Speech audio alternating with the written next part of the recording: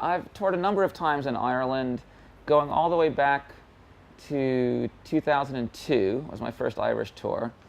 And I've probably toured, I wouldn't say that it's been every year since 2002, but maybe almost every year. I might have skipped a couple of years in there. But if my math is correct, that makes 11 years. I shouldn't even say a number out loud before I double check the math in my head. Time is gonna take so much away, but there's a way that time can offer you a trade. Time is gonna take so much away, but there's a way that time can offer you a trade.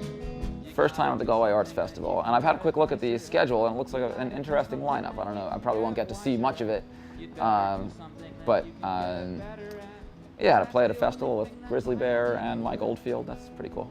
Time is gonna take so much away, but there's a way that time can offer you a trade.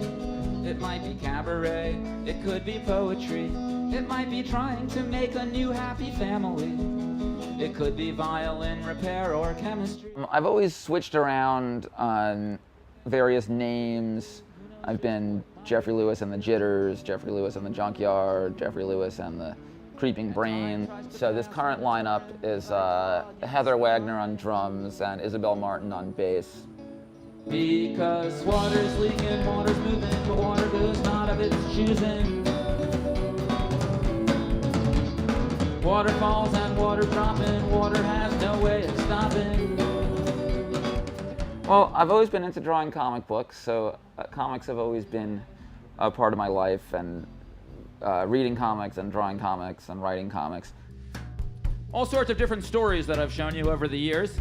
Perhaps you've seen me do The Fall of Rome or other documentary films like my Complete History of Communism in 8 chapters, Story of the Renaissance, the history of the development. I think I probably would do better in each one if I gave up the other one, because they're both careers that could entirely consume one's time and concentration, and I often feel as though it's kind of I've been trying to do this for so long, and I should really, at this point, realize that it's impossible to do both. But I don't want to, how can I give up either one? I love them both. There's a barely legal seagull who's unbearably hot, and then a huge sperm whale pulls out to spout a big money shot. And that's the final sequence, and we're now disgusted with ourselves. So until the urge returns, we'd better hide this back behind the shelves. Low budget films after dark. Thanks a lot.